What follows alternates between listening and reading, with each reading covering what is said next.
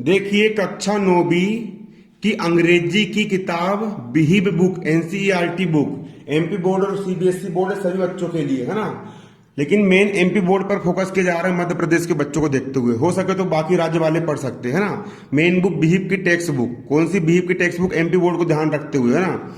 देखो इसका पोयम वाला पार्ट, कौन सा part, the road not taken. Beehive का कौन सा पार्ट पढ़ रहे हैं हम, है ना। लेसन 1 का पोयम वाला second part the road not taken, इसको रॉबर्ट फॉरेस्ट ने लिखे है ना।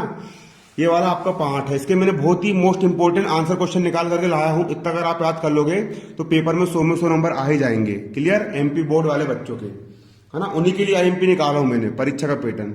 और सीबीएसई वाले भी समझ सकते हैं इसको। लेकिन आंसर क्वेश्चन आपको तभी समझ में आएंगे बच्चों, तभी समझ में आएंगे जब आप इसका कहानी समझोगे कि कहानी में कहा क्या गया है।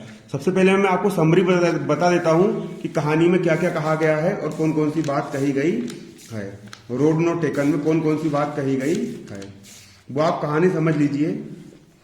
तो देखिए कहानी हम समझेंगे, poem the road not taken की कहानी।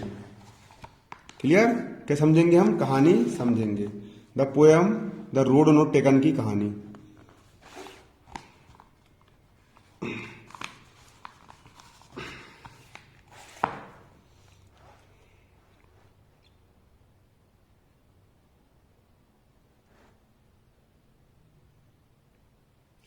कौन सी पोयम पढ़ रहे हैं हम, देखो यारी पोयम। पोयम का chapter 1 the road not taken.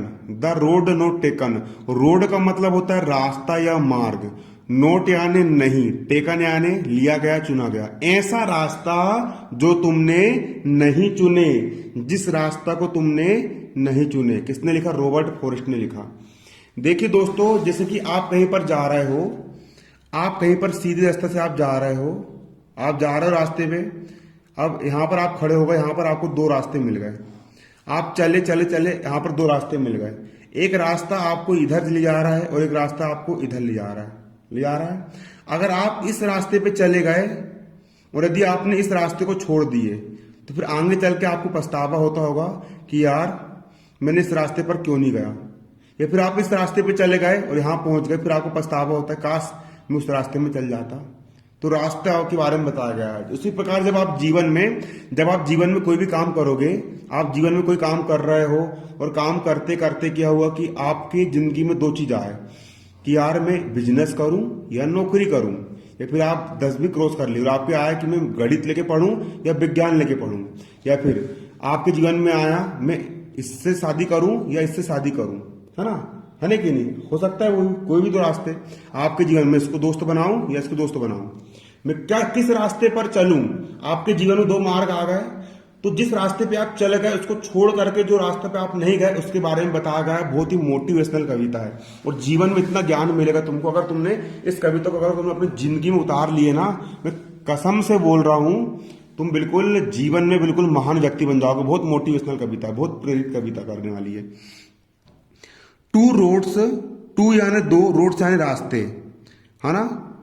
देखो डाइवर्ड इन ए येलो वुड, येलो मतलब पीले, येलो मतलब पीले, वुड यानी जंगल। देखो तुम देखो इसका अनुवाद समझ लो।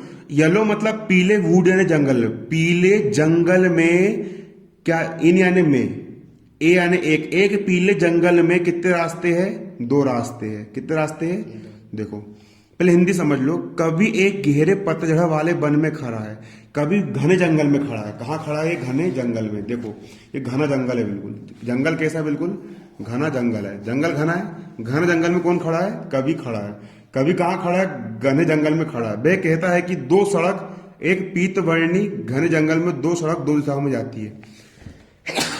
दो सड़क है, अब जंगल में दो सड़क है। जंगल में वो गया, जीवन रूपी जिंदगी रूपी जंगल में दो सड़क है ना। ये जंगल में वो खड़ा है, एक अलग अलग दिशा में जाती है। एक सड़क इस दिशा में जा रही है और एक सड़क इस दिशा में जा रही है। क्लियर, दो दिशा में जाती है और एक रास्ते की ओर जहां तक नजर जा सकती थी देखता रहा, उस बिंदु तक जहां वह झाड़ियों में मुड़ गया और आंख से ओझल हो गया।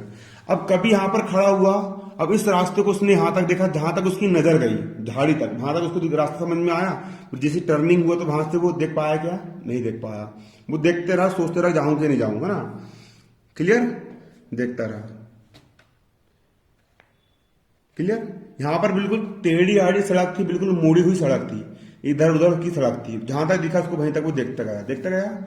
और वो रास्ता आगे चल के उछल हो, कुछ दिखा क्या यहां पर? नहीं दिखा।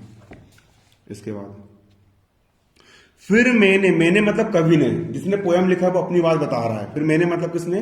कवि ने दूसरे रास्ते को चुना। यह भी समान रूप से अच्छा था और उसका अधिकार मेरे ऊपर अधिक था, क्योंकि वह रास्ता हरा भरा था और अधिक घिसा नहीं था। क्लियर? और दूसरा रास्ता ये तो तुमको झाड़ी वाला दिखा है ना, लेकिन दूसरा रास्ता अधिक हरा भरा था। यहाँ पर हरा हरा नजर आया और कभी को मन को यार रास्ता अच्छा लगा कि यार यार रास्ता बहुत अच्छा है ना, और ज्यादा लोगों ने इसको चुने भी नहीं है, तो मैं इस रास्ते पे जाऊंगा। तो कभी ने क्या करा? इस रास्ते को चुन लिया। इस रास्ते को उन्होंने क्या कर लिया? चुन लिया। आ रहा समझ में? जो समझ में ना आया पूछ लेना है ना। इस रास्ते को उसने चुन लिया क्योंकि समान रूप से अच्छा भी था, क्योंकि ये समान रूप से क्या था? अच्छा था, समान रूप से अच्छा था। और उसका अधिकार मेरे ऊपर हरा भरा था, जिसका नहीं था।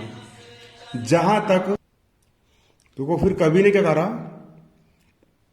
अधिक घिसा नहीं था। जहां तक उसे रास्ते पर गुजरने वाले लोगों की बात थी, तो दोनों ही सड़कों से लोग उन पर चलकर उन्हें समान रूप से घिस दिया था।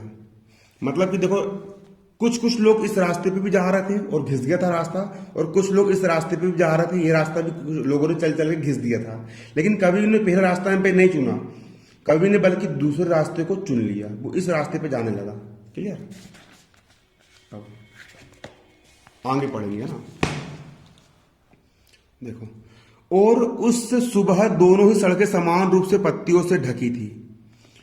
जिस सुबह वो जा रहा था उस सुबह दोनों पत्ती ढकी थी। यहां पर भी रात भर की पत्ती झड़ के ढक गया था, पतझड़ का मौसम था। यहां पर रास्ते में क्या बिछ गई थी? पत्तियां बिछ गई थी, पत्तियों से ढका था। समझ में आया? जिन पर अभी तक किसी ने पैर नहीं रखा, जिन पर अभी तक किसी ने भी पैर नहीं रखा। ओह, मैंने पहली सड़क को किसी और दिन के लिए छोड़ दिया। अर्थात मैंने सोचा कि इस सड़क पर फिर कभी यात्रा करूंगा। कवि ने क्या सोचा? कवि ने ये सोचा कि पहली सड़क पर मैं आज नहीं घूमता, कब घूमूंगा? बाद में घूमूंगा। अभी इस सड़क पर घूम लेता हूं, दूसरे नंबर की सड़क पे मैं घूम लेता हूं, अभी सड़क पर नहीं घूमता। कवि ने बोला किसी और दिन यात्रा कर लूंगा, उसको छोड़ दिया। फिर भी क्योंकि मैं जानता था एक रास्ता कैसे दूसरे रास्ते पर ले जाता है, मेरे मन में शंका थी शायद मैं कहीं वापस ही ना आ पाऊं। मतलब कि कवि ने सोचा कि अगर मैं एक बार इस रास्ते पे चला गया, मतलब मैंने जिंदगी में आला काम करना शुरू कर दिया, तो हो सकता है कि फिर दोबारा इस रास्ते पर यहां पर मैं आऊं चुना, और इस रास्ते को मैं कभी जा ही ना पाऊं। हालांकि कवि ने सोचा कि आज दूसरे रास्ते में चल जाता हूं, कल को जब मौका मिलेगा तो इस रास्ते में घूम लूंगा। लेकिन कभी नहीं सोचा कि अगर मैंने एक बार इस रास्ते को चुन लिया तो कहीं ऐसा ना हो जाए कि भैया, उसके मन में डाउट था, शंका थी कि ऐसा ना हो जाए कि यह रास्ता हमको कभी मिले ही ना चुनने के लिए, है ना। ऐसा हुआ।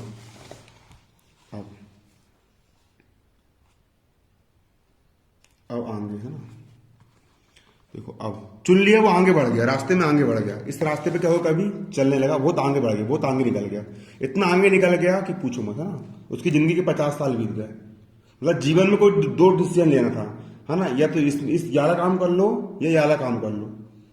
आ रहा समझ में? इंसान ने सोचा मैं याला काम कर लेता हूँ, याला काम बाद में कभी कर लूंगा, है ना। अब बहुत लंबे समय बाद क्या हुआ देखो, कभी युगों युग बाद, कई सालों बाद, 50 साल बाद, है ना, मैं आह भरकर दुख के साथ ये बता रहा हूं कि एक वन में दो रास्ते भिन्न भिन्न दिशा में थे और मैंने वह रास्ता चुना जिस पर कम लोग चले थे, और इसी बात ने जीवन में सारा अंतर ला दिया। अर्थात मैं पहली राह पर चला होता तो शायद कुछ और बना होता। रूसी ने कहा कि मैं